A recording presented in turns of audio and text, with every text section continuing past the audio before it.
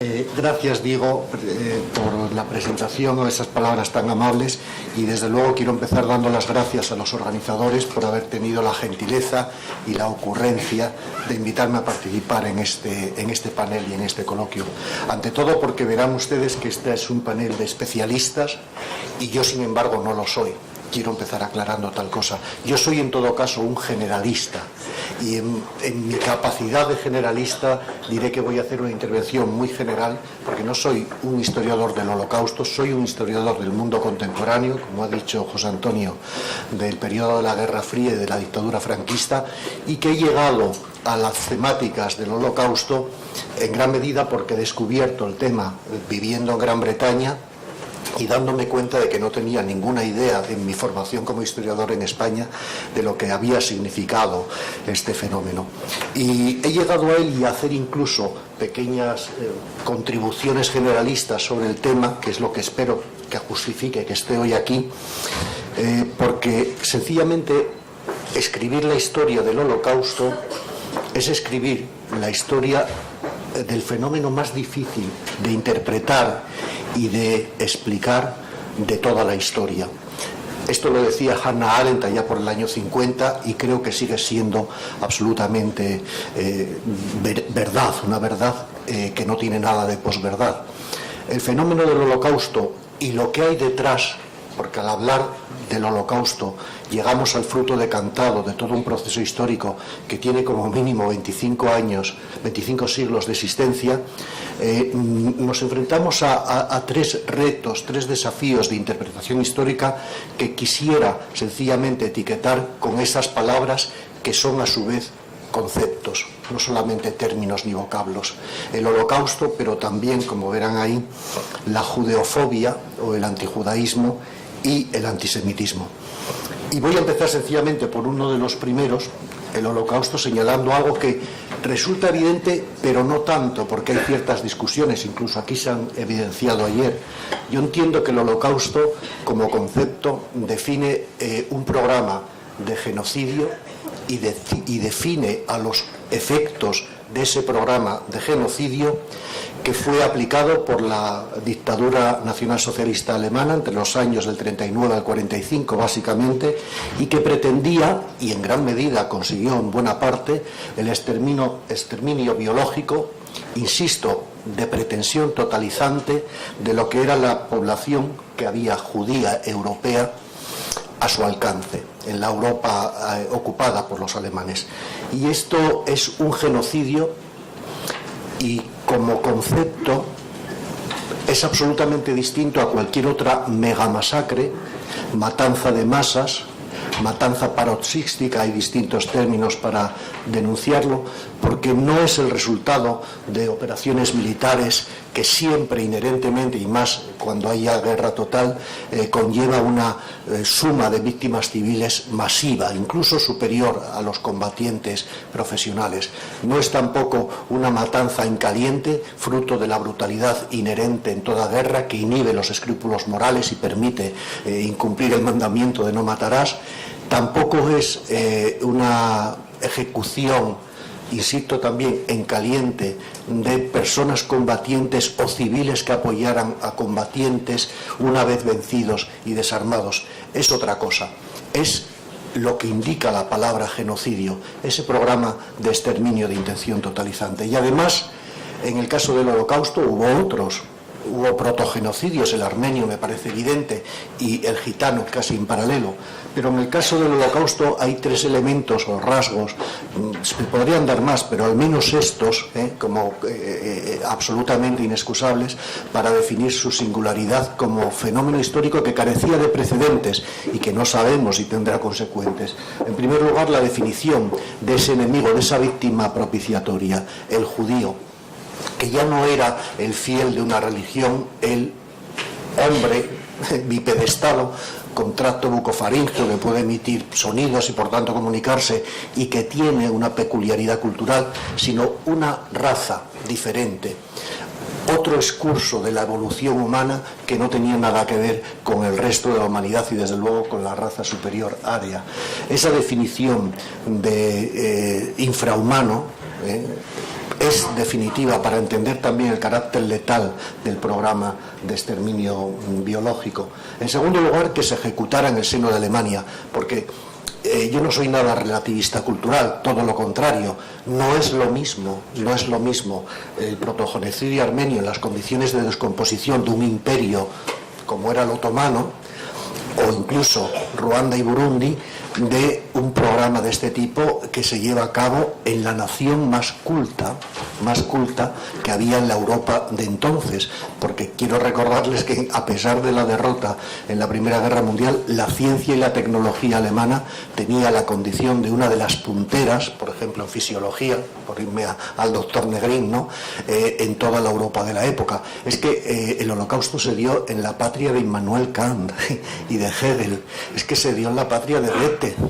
Y eso es algo muy difícil de entender. ¿Cómo es posible que en tan poco tiempo una población de las más alfabetizadas y con más títulos universitarios que había en toda Europa pudiera llegar a eliminarse aquello que en la tradición, al menos multisecular europea, era, por ejemplo, la capacidad de piedad, de compasión, de empatía del semejante? Pues eso se hizo en Alemania, y eso nos obliga a pensar, diría Adorno, las distintas facetas de la modernidad. Y en tercer lugar, por ese elemento que tantos autores han destacado y que resulta chocante: el progreso tecnológico no solamente no va paralelo al progreso moral, sino que puede ser su contrario. El progreso tecnológico, la organización burocrática, metódica, racional. El genocidio es un asesinato en masa frío, calculado, metódico, ideológicamente motivado, eficazmente ejecutado, con todos los recursos de un Estado muy avanzado de una de las sociedades más cultas de Europa. Por esas tres características entiendo que el estudio del Holocausto es imperativo de la historia contemporánea y una obligación de conocimiento para los historiadores. Y además porque se puede ver en él un proceso racista, xenófobo, que llega a su culminación. No necesariamente todos los procesos llegan a la fase última, y conocemos casos, por ejemplo, donde se queda solo en el prejuicio popular. Prejuicios populares los hay en todas las sociedades. Casi diría que la xenofobia es uno de los rasgos antropológicos, junto con la fraternidad, la voluntad de filantropía de cualquier sociedad, ¿no? Pero el prejuicio, cuando es informal, cuando es esto que en España los conocemos con los gitanos: preferiría no tener un vecino gitano, va a bajar el valor de la casa muchísimo si la quiero vender, o preferiría que mi hija no vaya con muchos gitanos al aula porque tienen menor formación. Los prejuicios son muy libres, pero mientras son informal, mientras no pasan al estadio de pasar a ser política oficial, no llegan a la discriminación. La discriminación es otra cosa, y como sabemos, Hitler utilizó el prejuicio antijudío, pero una vez que llega al poder en enero del 33, apenas en 2 meses, en marzo, ya empieza a aplicar medidas de discriminación legal, formal, en una riada de normativas, reglamentaciones y leyes que hacen del judío alguien separado en el seno de la sociedad, que todavía vive en ella, pero que no puede entrar en ciertos cines, tiene que abandonar la función pública, no pueden ser maestros, etcétera, etcétera. Inmediatamente, en un proceso de radicalización acumulativa muy intenso, en noviembre del 38 el régimen da un salto a partir del cual las posibilidades de lo que viene después se abren de una manera clarísima. Se llega a la fase de la exclusión y segregación física de la judería alemana en el seno de la sociedad alemana. Ese destierro a otra zona, en gueto o en campo fuera de las ciudades, significa ya un salto muy dramático, que lo apreciaron los contemporáneos y vieron en la Noche de los Cristales Rotos lo que eso significaba. Ya no es una sociedad donde hay un prejuicio popular, ahora discriminado, ahora segregado, sino que se abre la vía posteriormente del exterminio, y eso se empieza cuando la Segunda Guerra Mundial deja en poder de los alemanes a esos 2,5 millones como mínimo de judíos que están en la Polonia ocupada, e inmediatamente a muchos más cuando empiece la Operación Barbarroja. Por este proceso es también históricamente un caso clarísimo de proceso genocida que ha cumplido sus etapas progresivamente y al final con una enorme rapidez. Ustedes, cuando me pongo como para los alumnos generalistas. Cuando yo empiezo a decir, bueno, pues pasó esto con los judíos, la pregunta inmediata es, ¿y por qué los judíos? ¿Por qué no los farmacéuticos? ¿O por qué no los adoradores del culto de Mitra? Y ahí hay que responder con algo que tiene que ver no con la historia contemporánea, sino con la historia universal y la historia universal de la humanidad en torno al Mediterráneo, que podría definirse bajo el concepto de antijudaísmo o la judeofobia. La judeofobia es una xenofobia cultural que nace en el mundo helenístico. Particularmente sabemos casi su momento germinal, ¿no?, en el Egipto helenístico. ¿Y por qué? ¿Por qué surge una xenofobia cultural y religiosa contra estos colectivos que no eran ninguna raza particular, un pueblo todavía muy amorfo, cuyo curso histórico estaba por iniciarse? ¿Por qué surge tanta animadversión? Pues yo creo que ahí lo que hay que decir es algo clave. Los judíos, los factores que generaron esa hostilidad peculiar hacia los judíos, son el primer pueblo que llega al concepto de monoteísmo, que hay un solo Dios, y además que da un segundo paso. Es el primer pueblo de la monolatría, aquel que dice que solo se puede adorar a un solo Dios. El salto de las religiones primarias animistas y secundarias politeístas al monoteísmo, a las religiones terciarias, en la clasificación, por ejemplo, de muchos historiadores de la religión, tiene una trascendencia para la historia de la humanidad como la del Neolítico en la evolución de los hombres. Es otra nueva etapa. Descubrir a ese único Dios omnipotente, omnipresente, omnisciente, que no admite representación humana, hizo de los judíos un grupo singular en una época donde la religión no era ningún asunto privado, sino el eje de cosmovisión de la vida y el elemento central de las prácticas sociales y culturales. No es posible disociarla de las otras actividades. Y además, muy pronto, por distintos motivos, casi siempre forzados, desde la primera expulsión a Babilonia y luego con los eleúcidas y demás, fue un pueblo disperso y emigrante, siempre emplazado como minoría cultural en el seno de otras sociedades. Pero minoría cultural, ¿me dices a mí? Minoría cultural muy singularizada precisamente por esa especificidad religiosa. Quiero recordarles que el monoteísmo es una invención intelectual radical, novedosa como ninguna otra, insisto, como el neolítico respecto de las sociedades recolectoras y cazadoras, y que la monolatría, la prohibición de adorar a otro Dios, también es una exigencia religiosa que era absolutamente novedosa, que generó en las otras religiones un rechazo que podemos encontrar en los sacerdotes egipcios, en los autores griegos, en los romanos. Solo basta leer Séneca o Tácito, dicen cosas tremendas sobre los judíos. ¿Por qué? Porque son una religión exclusivista, son exclusivos, se niegan a adorar, como tendría que hacer todo el mundo, a la tríada capitolina o al dios Amón. Se niegan a quemar incienso a los emperadores divinizados, necesitarán el estatuto judío para explicar eso. No son personas que puedan, por sincretismo y monoteísmo, ser asociados su Dios a otros.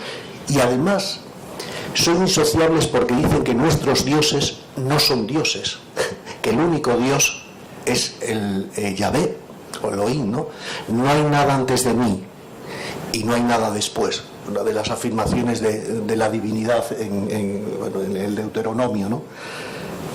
Ese rechazo de las sociedades que eran animistas y politeístas a estos recién llegados, dispersos, zarapastrosos, así los llama Tácito, que tienen centros de culto horribles donde no hay estatuas, donde no se sabe cuál es su dios y dicen que son superiores a Júpiter o a Juno, eso provoca unas primeras acusaciones de exclusivismo y soberbia que van unidas a otras de deicidio, cuando matan al carnero, que es el animal sagrado de Amón, en la primer pogromo que conocemos, que es en Alejandría, y probablemente por ese motivo. Y esas extrañas costumbres de no mezclar las leyes dietarias o la circuncisión y el descanso del Sabbat. El caso es que aquí tenemos una primera xenofobia de raíz religiosa y cultural. Ahora, lo grave es que en el siglo I al siglo IV tiene lugar en términos religiosos una guerra civil durísima entre la sinagoga y la iglesia. Y la diferencia básica inexcusable de esa discusión es la naturaleza de Cristo. Si Cristo era para la secta judía cristiana el Mesías cuya muerte había iniciado la nueva alianza, para los judíos ortodoxos era absurdo que la divinidad se encarnara en un hombre, era completamente contrario a la ley mosaica y por tanto Jesús podría ser profeta, pero Jesucristo era un impostor, un falsario. Bueno, ya tendría que terminar, o sea que es algo de la lucha entre la Iglesia y la sinagoga sale victorioso el cristianismo y al siglo IV es la condena del judaísmo. Atravesamos toda la Edad Media con procesos de marginalización y radicalización de la situación de los judíos, varios tolerados porque son testigos del deicidio y tienen que pagar la culpa en este mundo de lo que han hecho al Salvador, y llegamos a procesos de emancipación con el liberalismo. La emancipación liberal va en paralelo, geografía y cronología, empieza en Europa Occidental y termina en el Imperio de los Zares, nada menos que en el XVII. Hay un siglo. Lo curioso es que es más importante el Oriente que el Occidente, porque sencillamente desde las expulsiones de la Alta Edad Media, de la Baja Edad Media, la judería europea estaba concentrada en las llanuras de Polonia y luego en las llanuras de Bielorrusia, Ucrania y una parte de los países bálticos. Allí se concentraban y eran más visibles, porque además era una población que en virtud de su situación de parias había sido profesionalmente segregada a funciones urbanas y a funciones terciarias. Y el judío con la emancipación tuvo un enorme éxito social en las sociedades europeas. Eso es lo que algunos autores han destacado. La emancipación proporcionó a esa minoría marginada, pero con un enorme tesón y pueblo del libro, muy alfabetizada, unas oportunidades de promoción inmensa que le hicieron mucho más visible y inmediatamente crearon el contexto para el resentimiento. El antisemitismo ya no es judeofobia. La judeofobia puede paliarse por conversión, puede paliarse por asimilación cultural. Cuando surge el antisemitismo estamos ante otra cosa. Eso ya no tiene nada que ver. Es un salto que solo se produce por la confluencia a lo largo del XIX del cientifismo naturalista, que tiene origen en la Ilustración y en la biología, pero que a partir de 1859 con Darwin da un salto sustancial. Y por otro lado, también por otra beta, la metafísica romántica. El cientifismo naturalista nos ha creado la clasificación de raza humana, esa idea de que las razas humanas son grupos hereditarios, permanentemente en una lucha por la supervivencia de las más aptas, que es como en el proceso de selección natural la regla de la vida, y donde unas están destinadas a dominar y otras a perecer, y la otra beta, que es distinta pero convergen y tienen muchas complicidades, esa metafísica romántica, que es una nueva religión política que en Alemania se conoce como la ideología Völkisch, y a la cual se debe ese estereotipo judío que ya ustedes conocerán, de nariz ganchuda, ojos prominentes, mirada furtiva, un cuerpo deforme, las orejas o las cejas de determinada manera, a veces un olor que curiosamente tiene que ver con el azufre, el olor medieval del diablo, y que en realidad son los rasgos del uomo criminale de Cesare Lombroso, el criminal atávico que lleva en la cara el mal del alma. También en ese seno surgió la gran patraña de los protocolos de los sabios de Sion, que es la versión secularizada del mito del contubernio. La carta de Constantinopla es un ejemplo claro del contubernio, del mal contra Cristo, que, como Del Humor ha demostrado, era el judío, básicamente, o las brujas, desde el siglo XIV en adelante. Y ahí surgió esa idea de un judío que ya es una construcción metafísica, pero extraordinariamente proteica. Yo creo que el doctor Leo Pinsker, con los programas de Odessa del 81, captó bien esa capacidad absolutamente extraordinaria de ejemplificación en este judío del mal radical. Para unos es muerto, para otros es extranjero, aunque lleve desde el siglo IV de nuestra era en la zona. Para unos es mendigo, para otros propietario, para unos patriota, para otro internacionalista, y para todos un buen chivo expiatorio. Y bien, aquí quería terminar porque no tengo tiempo para nada más. Disculpen por la generalidad del texto. Gracias.